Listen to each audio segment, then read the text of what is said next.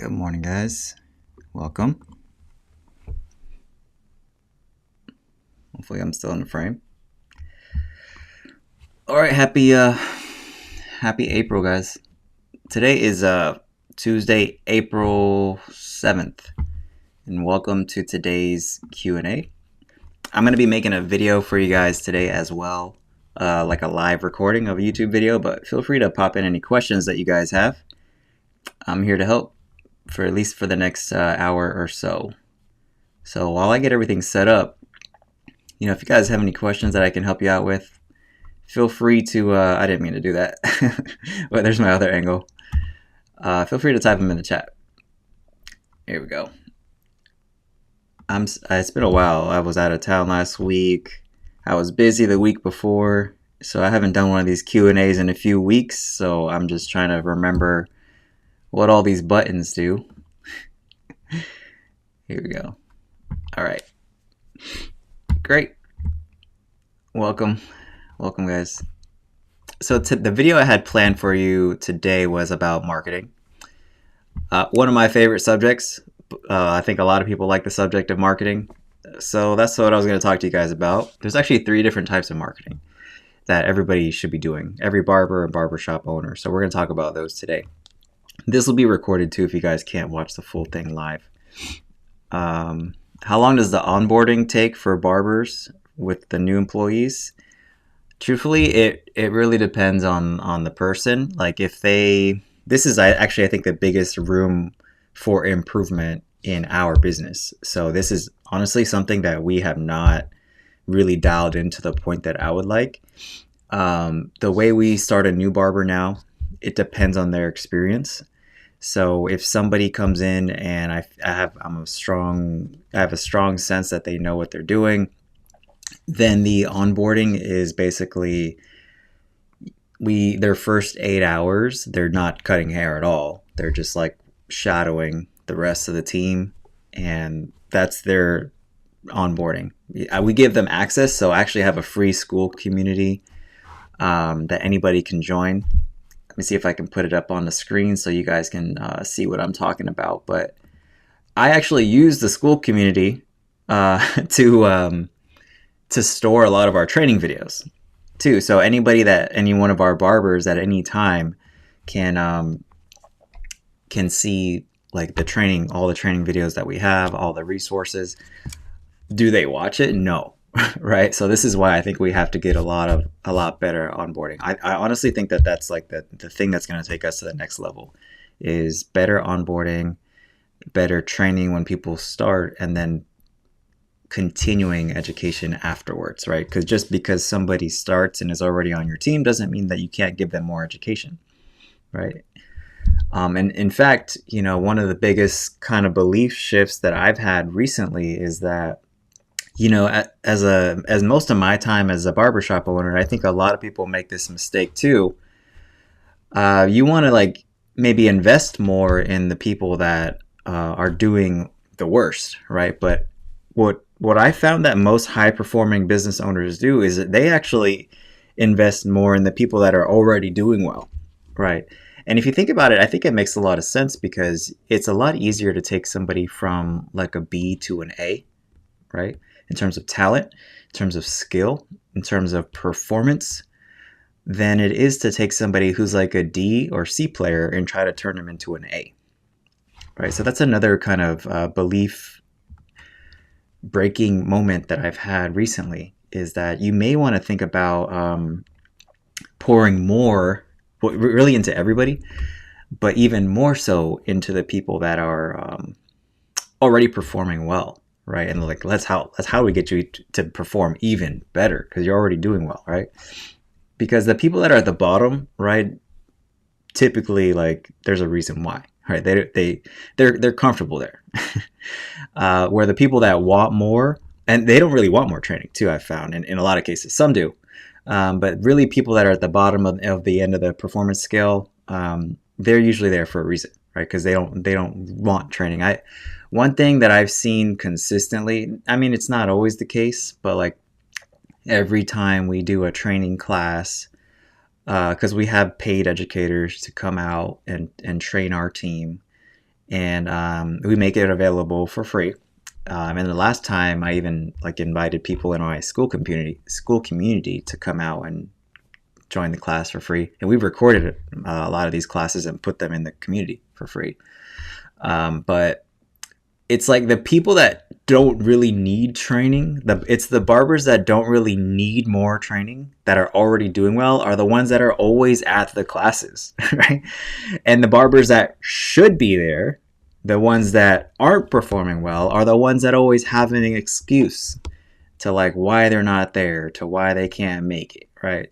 So it's really a mindset thing. But I think as a barbershop owner, you know, your job, the way I see my job, at least as a barbershop owner, is I want to remove any barriers. I want to make it easy. I want to remove all of the excuses, so that at the end of the day, if a barber is really sitting down and thinking about it, they will realize at some point, if they're mature, like they are the problem, right? Like you have all the tools available you need to succeed. And if you're not growing, it's simply because you don't want to. That's how I want to set up my business, right? Like where anybody who tries can make as much money as they want. But the reality is most people probably are going to reach a certain point, like income wise, where, you know, they're going to hit that point and they're like, I don't really want to go beyond that, right? Because it involves a trade-off. Like you always have to give up something to get to the next level, right? So for me to get from the 2 locations that I have to 10 is going to require some sacrifice, like on my part, right? And maybe when I get there, I might be like, you know what, this is fine. I don't want to do it. I don't want to sacrifice anymore. You know, I'm good here. I don't really see that happening, but I can't really tell you guys for sure till I get there. But my job, I think, is to provide the tools, but I can't make them do the work, right? So hopefully, I don't know if that was a really long answer to your question, right? What do you think is fair compensation for a manager? So if you're talking about a manager for a barbershop, this is actually something that I'm really proud of, that we just changed this like a few months ago, and I really think that this is the key to get us to the next level. But as far as like, I think I think you should always get paid for the job that you're doing. So if you're a manager, then you have different jobs, right? So the way we set up and different responsibilities. So the way we set up like, for example, a barber's job is really simple. Like you show up to work and you cut hair. So they get paid one way. They get paid depending on the amount of haircuts they do and the amount of products they sell, the amount of memberships they sell, right? The more they sell, the more they make. Simple, but they get one way of getting paid. Assistant general managers have 2 jobs. They got to be a barber, and they have like administrative stuff that they do. So like printing out reports, helping their general manager with things. So because they have 2 jobs, they have 2 ways that they get paid. They get paid like a regular barber, and then they get paid like an assistant general manager. They get basically a bonus on top of their regular pay for that time that they dedicate to doing the administrative stuff. And then the general manager gets basically 3 different types of compensation. They get paid like a barber. They get paid to do the administrative stuff. There's a lot more that a general manager has to do compared to an AGM, assistant general manager.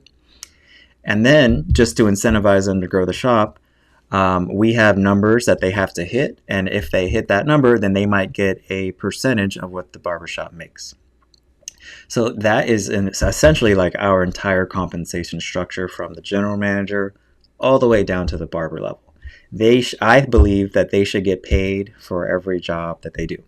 I'm not a really big believer in just like giving a manager, especially like just a higher commission or whatever, because if you think about what does that incentivize them to do, that doesn't incentivize them to be a manager. That incentivizes them to just cut more hair. And then if you ask them to like block out time to go do some other stuff, the first thing they're going to think about is, well, I'm going to make less money because I'm not cutting hair. So we separated that so that like, no, you're getting paid specifically for this time now. So the time that you're not cutting hair, you're getting paid a lot more than if you would be cutting hair to go do this other stuff that's arguably more important, right?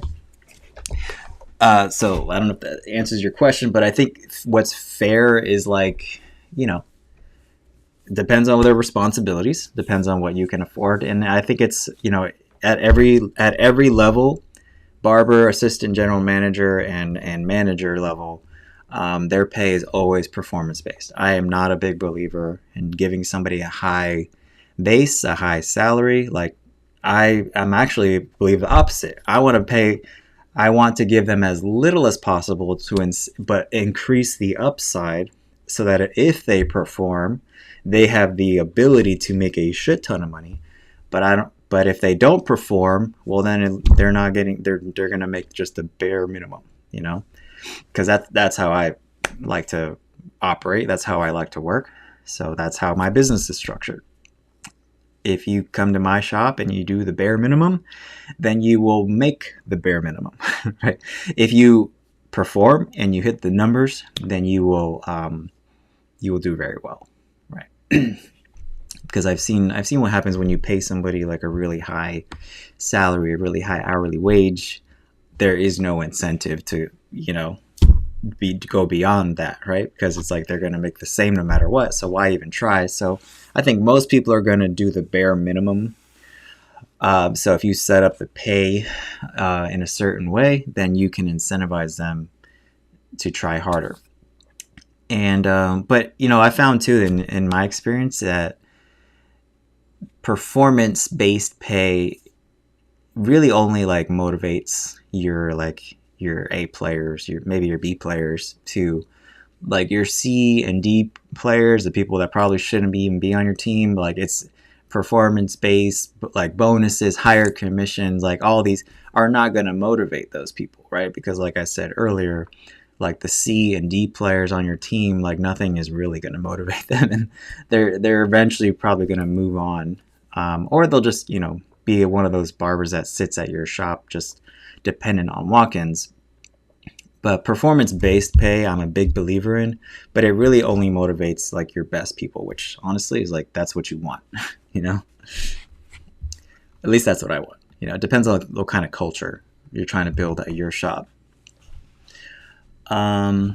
What is the most important attributes you look for when hiring barbers?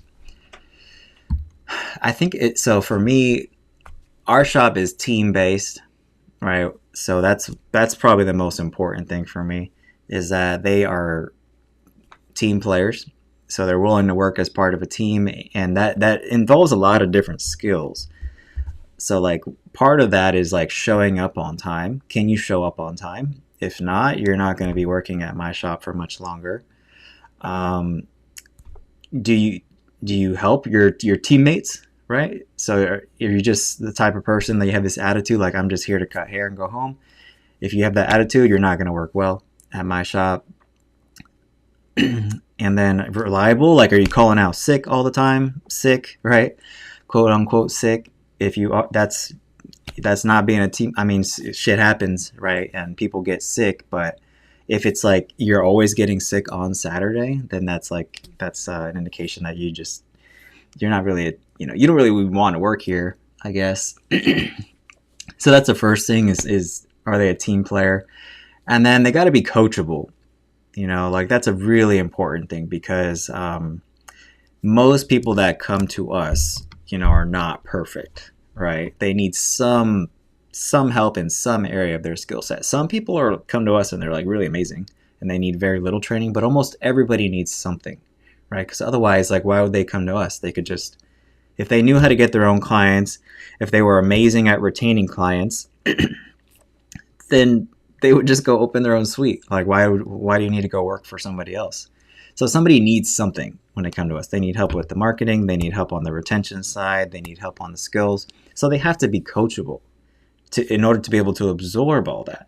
And everybody says they're coachable, but this is one of those things that you don't really like see whether somebody's coachable or not until you're in a coaching moment, when you're like, hey, you got some bad feedback.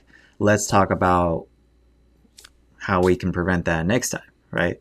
And how they respond to that tells you whether they're coachable or not. The words that come out of their mouth, but their reaction to when you offer help or when you offer more training. If they're resistant to that idea, then they are not coachable, and then they are probably not going to work out at our shop. And then another thing is because we are a small business with aspirations to be a large business, we are constantly changing things, right?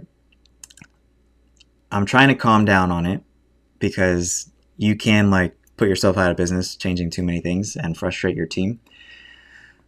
However, change is required if you want to grow. And so I tell the people that up front, if you are not okay with change, which this is another one that everybody says they are, right?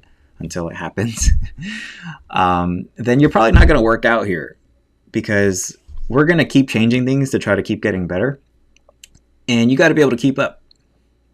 If you can't keep up, if you're resistant to change, you're not going to work out here. Or if you want to be somewhere stable that barely changes anything, you should probably go work for a franchise, right? That's got most of that stuff figured out, and they're barely changing things. But at our shop, you have to be willing to change, because we're changing shit all the time. And that's also part of the other thing, which is are they ambitious? Or do they want to grow? Because the business can't grow unless the people that are in it are growing. So if they don't want to grow, then this isn't the place for them, right?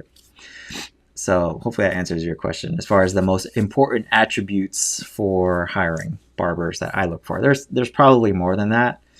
But, and of course, skill, right? Which we just test for that in the interview. We just have them do a haircut for us.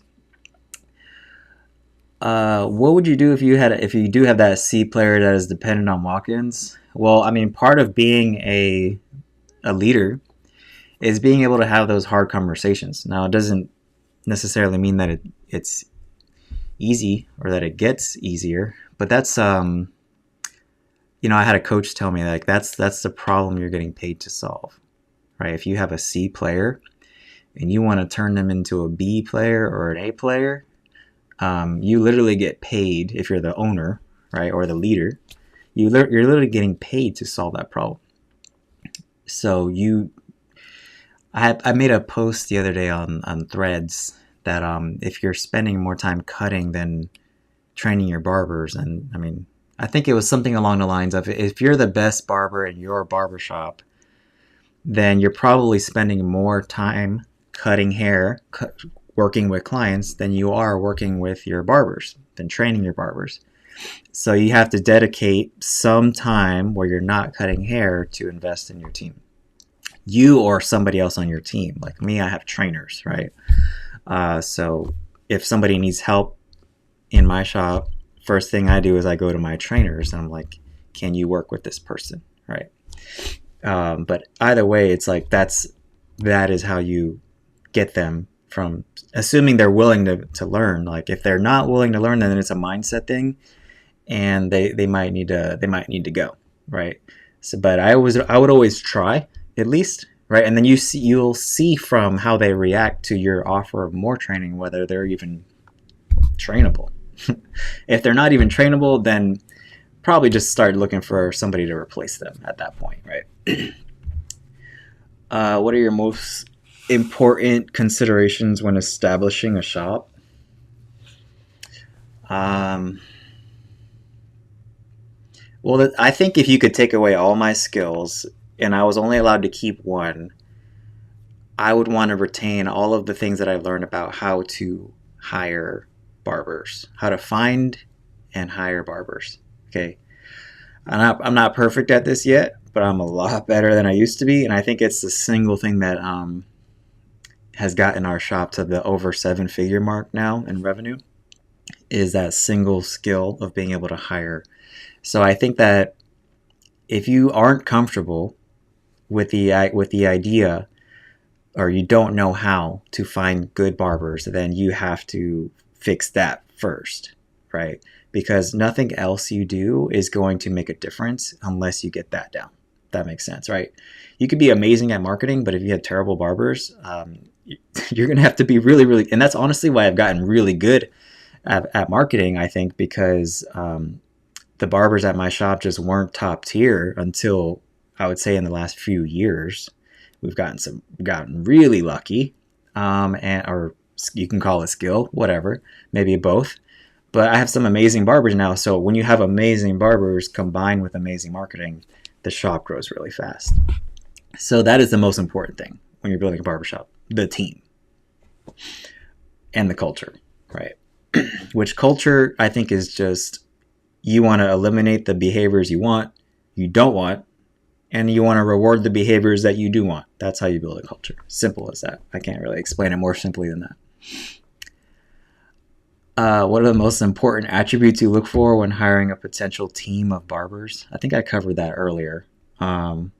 Teamwork, attitude, willingness to learn, willingness to flexibility with change, things like that. All right. What are some indicators that you are in a good position to expand, and what does expansion look like? Is the expansion for a full shop or a small shop, more chairs? So this is something I've been thinking a lot about, because I very much want to open another location within the next year or so. But so I think the first thing, and this is exactly what I'm going through right now, like if I could do it today, I mean, I probably could, but I don't think it would be a good business decision right now to open a third location. The reason why is because we still have so much room to grow at our first two. I did a big meeting with my team a few months ago where I showed them the math, and our business is capable of doing $4 million in revenue, with just 2 barbershops. So I figured this out. It's actually a really simple calculation. You just take how much you charge per hour, how many chairs you have, how big, and then you just you do the math, and you're like, oh, that's what it's called, your theoretical max. So if our shop was 100% booked 100% of the time, and we had all the chairs full, then we would be doing more than $4 million. Now, I don't think we'll actually get there, because I think we can get halfway there, to 2 million. So the first thing I would look at is look at your business and see if there's any ways that you can get closer to reaching your full potential before you even think about opening another one, right? Because in my case, going from 1 to 2 almost killed my business. I talk about that several times on these calls. Because you have to think about the first location, if you only have one, has to support the second one. It has to support itself, and then it also has to support the second location. So it has to be doing really, really well. So you need to make sure that your foundation is strong. That is the simplest way I can put it. You have to optimize every aspect of your business and your time as the business owner, because now your time is going to be divided now, depending on how many shops you're trying to open. So I'm trying to get my time in the shop down to the minimum as possible. I'm trying to increase the revenue for both shops to the maximum possible point, to where it's we have to open, we can't grow anymore without opening another location, right? Because that's essentially, if you think about it, that's all you're doing when you open another barbershop. You're just adding capacity, right? You're just doing it in a different place. So you need to make sure you can justify that. So this is the hardest part. One of the hardest parts that I've had to struggle with is because it's definitely an ego thing for me, at least, to want to open more and more shops. But the business as it sits right now, it would not be a good business decision. So you have to think about this in terms of, is this a good business decision to open another barbershop? If it's not, then that's actually good news, because you can become really, really profitable. And then you'll know, I think, at that point when it's time, right? There's going to be opportunities too. You just have to resist the urge and just say, no, not yet, right? How would you do a membership program with a barber with tiered pricing? So we have, I have a whole membership course in my community. And we actually just started doing tier pricing in our shop. So the way we're doing it is basically the barbers that are on. This is the simplest way I can set it up, but our membership program covers the base price. So we charge $50 for a haircut, and our membership covers that base price, 50.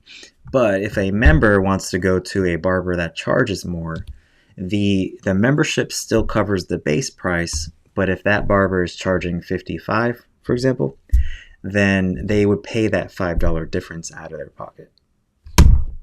That's how we set that up, right? Simplest way that I could do it, and we'll see how it goes because we just started doing that. So I'll report back to let you know how. I expect some people will be pissed about that, but it's like, wait, go to a different barber that's cheaper then, you know. But this barber deserves it. Their skill there's there, their retention's there, so they charge more. If you don't want to pay that extra price, okay, go to a different barber that's on a lower level, no problem, you know. What do you think about a new barber trying to put out great haircuts in 30 minutes for $30? Well, I like that it's $1 a minute. That's like, I'm gonna eventually do a video on. I in my community, I made a post a few weeks ago about people put their booking pages, like the link to their booking page. And that was the main thing I saw was like the pricing was all over the place. Yeah, so I like that you have, like, if you just, it doesn't really matter what you charge, I think, as long as you have your rate is like, I should be able to tell what your rate is by looking at your services, basically, right? But anyways, I think that's great. $30 for 30 minutes, you're making $60 an hour, right? That's $100,000 a year if you're doing that for 40 hours a week, 52 weeks out of the year. You only need to make $50 an hour. And that's not even counting tips, right? So I think that's perfect. Now, is for a new barber that might be challenging, but I mean, 30 minutes is the time standard at our shop, and you know we've been doing that for years. I started at 15 minutes, so 30 minutes sometimes feels like I have to try to kind of stretch it out depending on the haircut. Sometimes I need all of that 30 minutes, sometimes more, but I think 30 minutes is great. Like, especially if you're trying to work with people that value their time, right? Because like business owners, professionals, lawyers, doctors, like they usually don't want to be sitting in the chair for an hour, 2 hours and a half, right? So if you can figure out how to put out an amazing haircut, not just for the sake of time, but like the quality has to be good.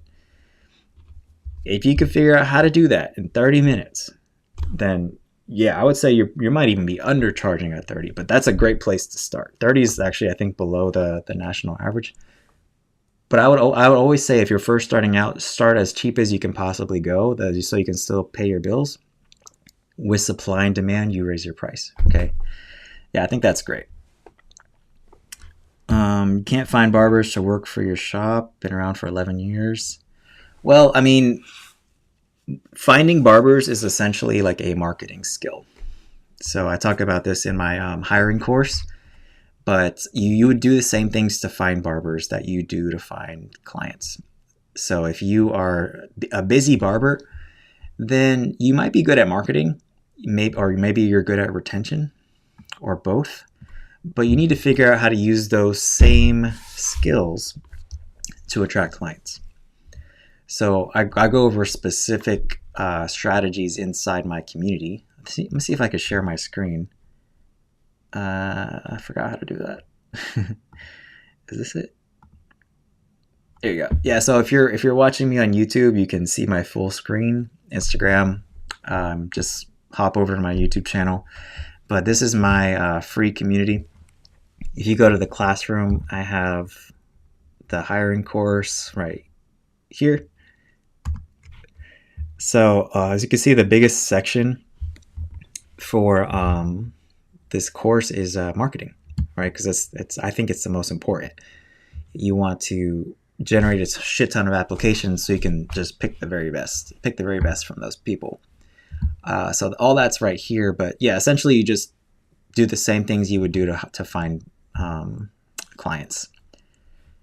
That's like the simplest way I can possibly put it. All right, hopefully that makes sense. When would they pay out of their pocket? If you're talking about the membership thing, that's when they come in for a haircut. So they would redeem their credit, and they would pay the difference for when they go to a barber that has a higher price. All right, you guys want to talk about marketing now? So I got like 30 minutes left, and I wanted to make this quick video for you guys because there's actually three types of marketing that we all need to be doing as barbershop owners. So I'm going to talk to you guys about that real quick. And then if I have time, I'll answer some more questions at the end. Hold on 1 second. Let me change this. Let's see. Three types of marketing every barber should be doing. Let's see if that looks right. There we go. I'm starting to learn this streaming stuff. I'm curious if you guys can guess that too. If you want to put it in the chat, what do you think the three types of marketing are?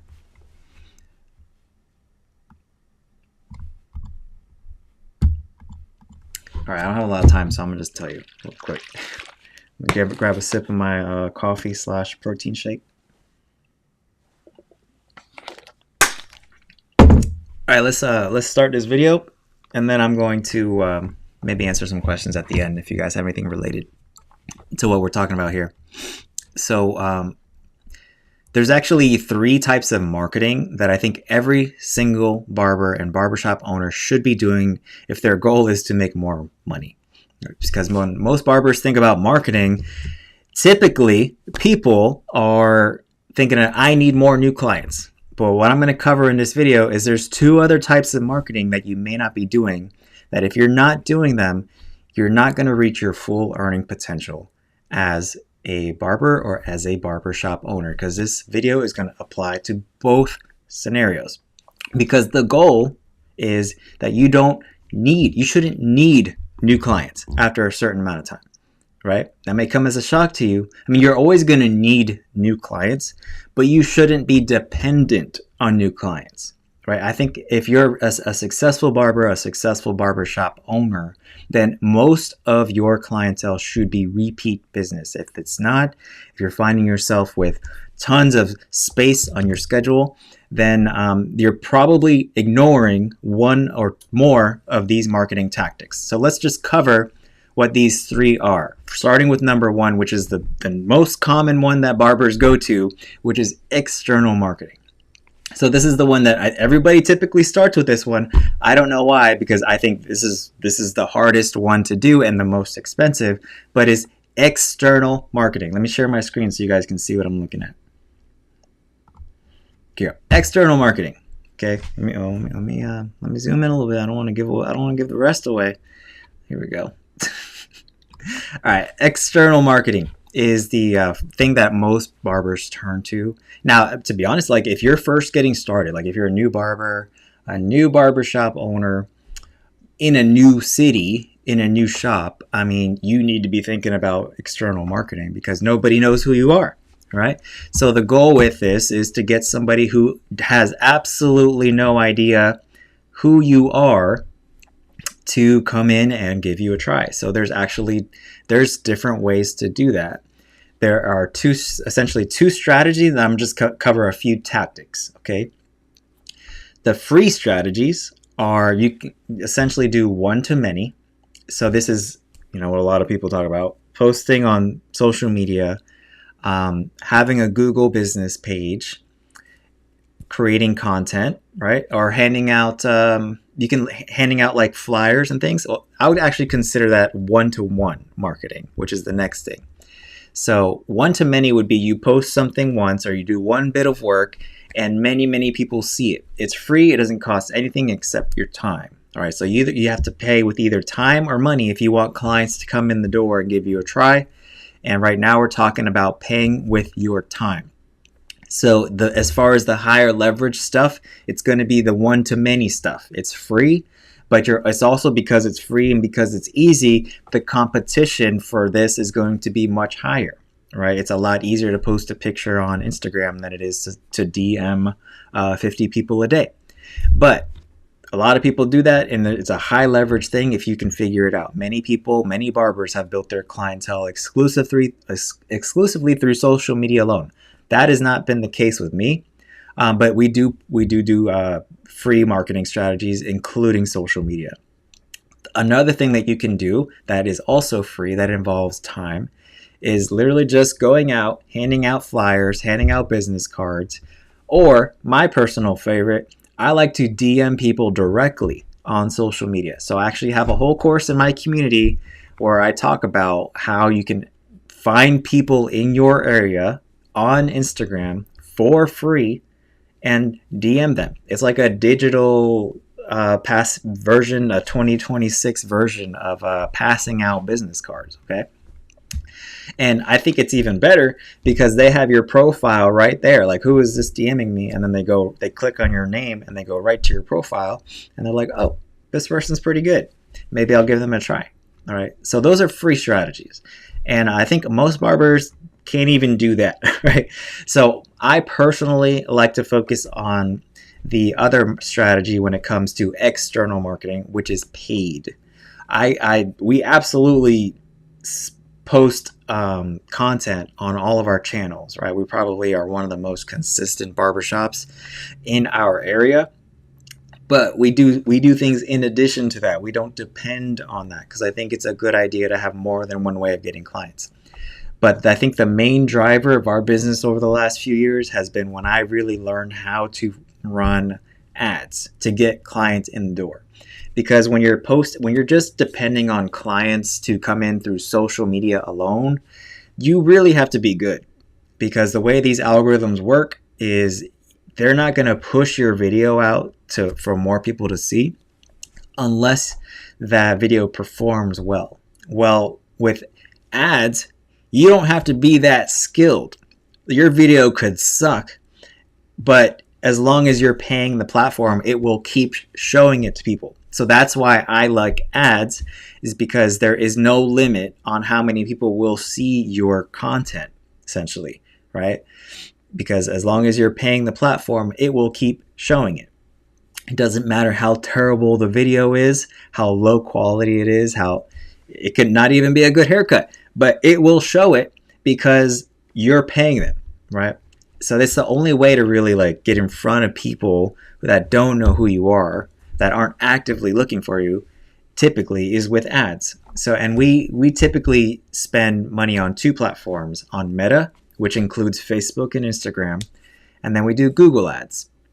I like both, so we do both. Google is cool for because it's high intent, right? People are actively searching for a barbershop near me when they're on Google, right? Where Meta, it's more interruption based. Like there's somebody scrolls and like every 3 or 4 posts they see an ad, right? So the lead quality typically from Meta might not be as good because they're not looking for a barbershop. You just happen to interrupt their scrolling session. But we do get a majority of our new clients from Meta. So even though it can be more expensive and more work than Google, the majority of our new clients come from Meta. I'm going to make a whole, I think, video that breaks down the difference between Meta and Google and like the pros and cons of each. But one thing that I think an advantage that Meta has, Facebook and Instagram over Google, is that it's also reminding your current clients to come back, right? So we get comments all the time when people will come into our shop to get a haircut, like, I keep seeing your ads. I'm like, great, because we haven't seen you in a while, so the ads are working, right? So Meta is also good for getting your existing clients to come back and see you again. Versus Google, like the only time they're seeing that ad is if they're searching for a barbershop. So I think both are important, so we do both. So that's the external market. There's way more ways that you can get clients, like new clients externally, people that have never heard about you, but those are just a few of the ways that we use, okay? Then the next one I want to talk about is one that I don't really see a lot of barbers, and I think this one is way more powerful than external marketing, and also free, right? And this is the crazy thing, right? You as a barbershop owner are probably spending money, if you're like me, on ads when you can literally make way more money by focusing internally. Because what's a huge benefit of having an appointment system is that you have a shit ton of data. You should. Right? If you have a booking system, think about this. You have the phone number and the email, and in our case, the address of every single person, for the most part, that goes to you. So why would you not take advantage of that?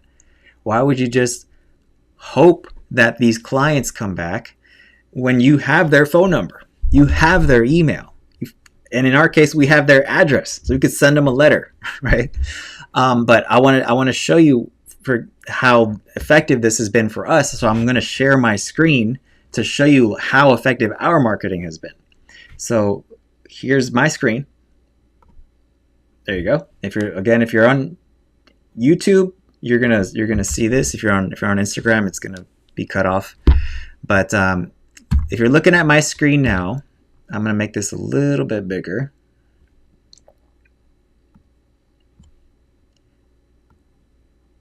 There you go. Which tab do I want to show first? Okay, let me start with this one. So this is just last month's numbers. Okay, so last month we had 18 active campaigns. This is in my software.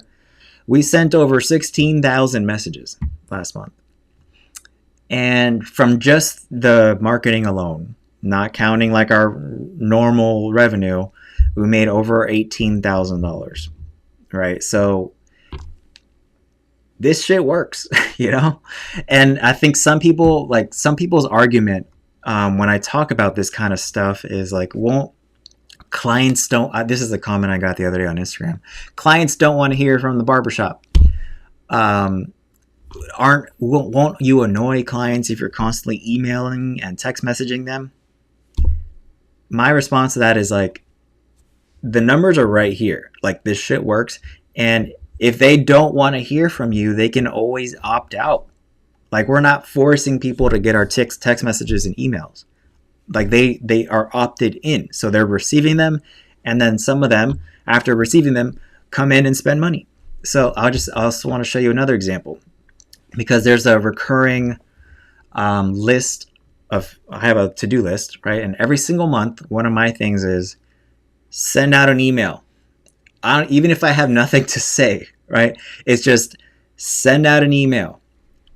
So this is, I think in November, our software started tracking like how much money did that specific email generate. And these are the results. So ever since November, I've made it a point. You can see here on the right-hand side.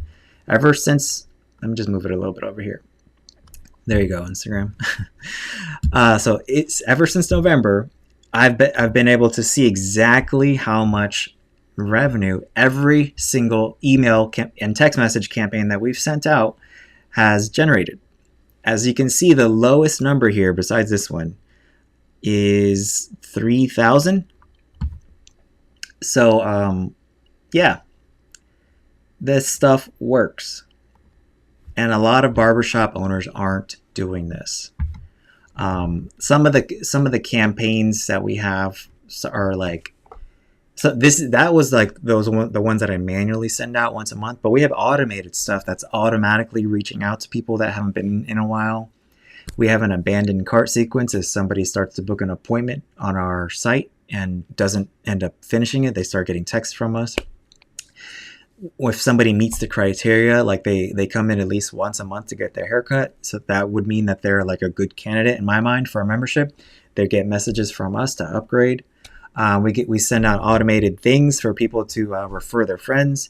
So we send out automated stuff to ask for Google reviews. That's how we've gotten over 2,000 reviews on Google. That's all the automated stuff. But once a month, I send out a minimum of one email per month. And as you can see, as far as email campaigns, I think the lowest one is 5,000. So if I told you that I was going to pay you $5,000 to send out one email, which takes about let's say an hour of work, would you do that? That's a pretty good trade. So that's why I do it. I do it every single month. And again, if clients don't want to receive our emails, then they can opt out. But every time we send an email, we make $5,000. So you bet your ass I'm going to be doing that every single month until it stops working, right? So we typically do emails. I don't usually do SMS, text message blasts, unless it's like really slow or we have something really important to share, right? But this is internal marketing, right? This is the stuff that gets your people that already know who you are, which is way easier to come back and see you again. So let's talk about what is actually the result of internal marketing besides making more money. It increases the frequency of visit, right? Because if, like most guys, if you're not good at rebooking, what's going to happen is most guys are going to leave your shop and they're going to forget about their hair and they're going to come in maybe like 2 or 3 weeks past when they should have came in. And I use Zenoti, by the way. Zenoti is the software that I use, and all of the marketing that I do just goes through them. And then I just use like Gemini. I have an idea usually of what I want to say, and then I put it into Gemini, which is an AI tool. It's like ChatGPT, and then it just writes it for me, and it doesn't take me an hour now. It takes me like 30 minutes. So in 30 minutes, I can make $5,000 or more for the barbershop. But what starts to happen when you get good at this is that your frequency of visit is going to increase. So guys are now not stretching out their haircuts as much because you're reminding them, right? This is another good argument to be good with advertising, is because if they're not getting your emails, they might see your ad, right? We also have retargeting ads set up on our website. If somebody goes to our website and then they leave, they're going to start seeing our ads follow them around, right? So we have multiple different ways of kind of reminding people that, hey, don't forget about us, but this is all internal marketing. And then I think another really powerful way to get in terms of internal marketing that you can instantly make more money is like reaching out to people that haven't been to see you in a while, right? So we call this dialing for dollars. We have this all automated, but we actually specifically take this a step further. So the barbers at our shop that are like still working on building their retention, they actually get a report now. This is one of my manager's ideas, but they just print out a report. These are all the people that you saw in January, in this case, that haven't been back yet. So here's all their names and their phone numbers. Reach out to them. Right? So we call that dialing for dollars, because they're either picking up the phone and calling them, or they're texting them to say like, hey, and it works. Like, people come back in. So that's another thing you can do. Just reach out to people who haven't been in a while. You can define what that means. So for us, I think it's if they haven't been in like more than 4 weeks, then we're reaching out to them. And then another thing you can do internally, let's say we're not even talking about getting clients to come in the door now, but if you just want to make more money, add on services, add on products, right? And then ask your clients to refer their friends, right? So if you're not getting referrals, chances are you're probably not even asking for them. So again, if you are afraid of annoying your clients with text messages and emails, you just got to get over that, because you have to realize like it's required by law. Like you have to put in like a way for them to opt out, right? So they can opt out if they don't want to get our messages anymore. And some of them do and some of them don't. But I can tell you, because I just showed you, every single time we send out an email, we make at least $5,000. So I'm going to keep doing that until it stops working. Right. So now I want to talk to you about the last thing, which is I think the most important of all the 3 marketing strategies that you can possibly do to grow your shop, which is the preventative marketing. Right? Because if you get really, really good at this, then you won't have to do the other 2, at least not nearly as much. Okay? Because think about it. Like if you are having to reach out to people that haven't been in a while, it's because you didn't rebook them. It's because you don't have them on a membership, and it might be because you have low retention. Right? Because this is I said this to a barber a while ago, like years ago, and I still think it's true. But like the ultimate reason why like people, the main reason why people don't come back is because they don't want to, right? And it could be like they forgot about it, they forgot about you. It's not, their hair is not super important to them, but like they have to want to come back. So there's little strategies you can do, like rebooking people and memberships. I talk about that a lot. Very effective, but ultimately it's going to be based on your retention. If you are retaining clients, if they're excited to come back and get their haircut again, you don't have to worry about bothering them in a few weeks to remind them to get their haircut, because they're going to want to come back, right? There are some ways that you can tell they want to come back, because they're, yeah, I'll set up my next appointment. Yes, I'll get on the membership because I'm definitely coming back, right? But my argument is that you won't even have to do the other two, the external marketing and the internal marketing, if you get really, really good at just making sure that before they leave, they have their next appointment booked. If you offer a membership program, try to get them on a membership, and then just take really good care of them while they're there, provide an excellent experience. And if you really do that well, you won't have to worry about marketing, right? You are not going to be able to retain 100% of your clients, so you're always going to need some new clients. But I can tell you that like most of my barbers that have high retention, you know, they're getting like one new client a day, maybe two, because the rest of their day is full of repeats, right? So you want to be that barber that when you look at your schedule, most of those clients on there are repeats, right? Because external marketing, really expensive. The software that I use for internal marketing is not free. But you know what is free? Just getting the same clients to keep coming back. And the way you do that is by providing a professional, really great experience that they can't wait to come back and enjoy again. So those are the 3 marketing strategies that I think every single barbershop and barber should be doing if you want your chair to stay full. Now, if you're a brand new barber, you probably need to focus exclusively on external marketing, people who have never heard about you. But after you've been in this industry for a while, you really need to start thinking about the other 2. Internal marketing, working your database, reaching out to people you haven't seen in a while, getting people to come back in. But most importantly, preventative. The best way to ensure that you stay busy is to not need marketing, right? Because you're retaining most of the clients that come back. Because I think if you've been cutting hair for, I don't know, I would say 2 or 3 years, and you still need new clients, that is an indication that you have a retention problem. You don't have a marketing problem, you have a retention problem. So you got to fix that first, because even if you get really good at external and internal marketing, if clients don't want to come back, then none of this stuff's going to help you. So you really got to focus on providing an excellent experience while they're in your chair.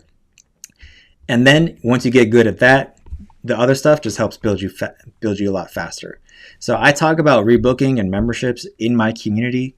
The link to that is in the description of this video, wherever you're watching this. Go check it out. There's courses in there that can help you do all 3 of these things. So hopefully you found that helpful. And let's see. Is that Zenati software which you use to book your appointments? Yes, I do everything through Zenati. I don't do payroll through Zenati. I don't do accounting through Zenati, but pretty much like, yeah, Zenati is like the main tool that I use for everything. For my clients or phone appointments. Okay, good. I mean, yeah, man, you can definitely build your clientele without social media. I did not build my clientele with social media. I can't even tell you the last time I passed out a business card. I don't even have any business cards. Like, I don't use them, because like what I was talking about earlier, like if you get the same clients coming back, then you don't need to really worry about new clients. So I do think you can absolutely build a clientele without social media. I just think it's going to be a little harder, to be honest, right? Because that's so just a part of our daily lives now that if you're trying to build a barber clientele without it, it's going to take you longer. But is it possible? Absolutely. because but if you think about like the way the marketing works is most people don't just like see an ad and then just immediately book an appointment. At least for me, like I'm going to do some research on that company before I go and spend my money there. So somebody might see your ad or see your business card and they might just come in and give you a try, but chances are a lot of them are going to go to your social media because they want to see like, what can you do? Can you do it on my hair? And if they don't see proof, like you don't have to be super active though. So you don't have to be like posting every single day, but you have to have something to show that you know what you're doing.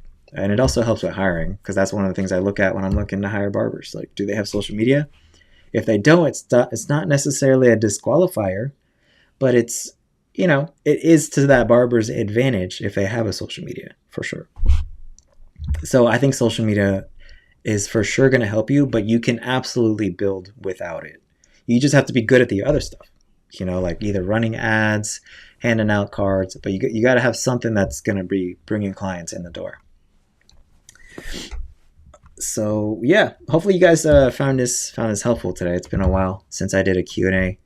Any last questions? I got like 3 minutes and then I'm gonna hop off. I gotta go to the shop later, so I gotta save my voice. If you guys don't know, if you see it on the screen, there is I have a free community called the Barber Mastermind. The link to join is Skool with a K. Skool.com/barbers. If you're watching this on Instagram, you can actually comment the word mastermind, and I think my like automation will send you the link. I have an automation set up with my Instagram profile, so you can comment on any post or reel, and I think on the live too. If you comment the word mastermind on Instagram, it will automatically DM you a link to join my community, which is free. So what do I think is the max amount of commission you think a barber should get?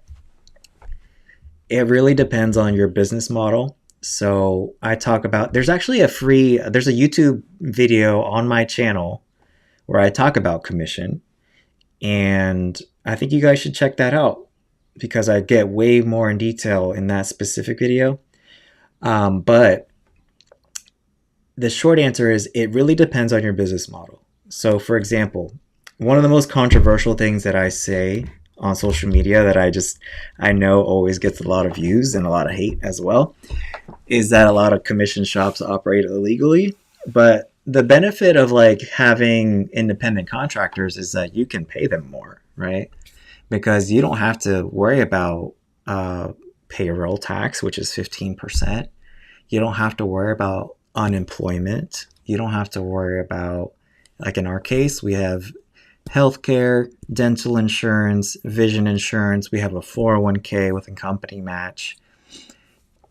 We have paid time off, right? All of that is extremely expensive. So just because of that, I can't pay as much as somebody where all of their barbers are, independent contractors. So that's the first thing you need to figure out is, do you want to have independent contractors or do you want to have employees? Like I have W-2 employees. I'm an employee of my own business. So right away, I can probably pay like 20% or less than what the competition can pay. Right. And I think it's crazy to pay your barbers like 70-80% commission. I mean, it's like you're essentially just running a booth rent shop at that point. And it's like, in my mind, you might as well just go open a suite because that shop's dependent on you anyways as a barbershop owner. So I don't really understand how some barbershops get away with that. I mean, I do because they have other ways of making money. There's almost always some coaching thing that you have to buy, or they have a whole other business that is supporting, or the owner is generating like the majority of the revenue. But the math doesn't work. Like it also depends on your goal, right? So like I'm building a barbershop that is not dependent on me. Like I'm home right now. I'm doing this video with you guys and the shop's open. It doesn't need me there, right? So if you want to have a business like that, then you have to be able to generate. It has to be very profitable, because I still get a paycheck. So you have to be able to. Where's that money going to come from, though? So you can't pay as much to your barbers if you want a shop that doesn't need you at all to cut hair, and you want to have employees. But if you do want to cut hair and you want to have the independent contractor, then you could probably pay 50% commission. That's pretty common. Maybe more. But anything higher than that is you're starting to get. You might as well do fucking booth rent, because But I also have a level system in my shop, so that the barbers can earn more, depending on their performance. So it's all performance based. And maybe I'll make a video about that in the future, or a course, because that's one of the most common questions that I get is like, how much should I pay my barbers? That's why I made a whole YouTube video about it on my YouTube channel. But the short answer is it depends on your goals. It depends on your business model. But I don't think everybody should make the same. I think it should be all performance based. Personally, that's how I set up my shop, at least. So everybody, they don't make the same because their performance isn't the same. They all get paid the same way, but some people are making 2 to 3 times what other people are making in the same shop, that's charging the same prices, because it's all performance based, which I think is the most fair way to do it. When you come here, you can make as much as you want, but you got to earn it. That's the way our structure is set up. All right, guys. That's it for today. Hope you guys got value out of this. I'll see you in the group. Have a good one.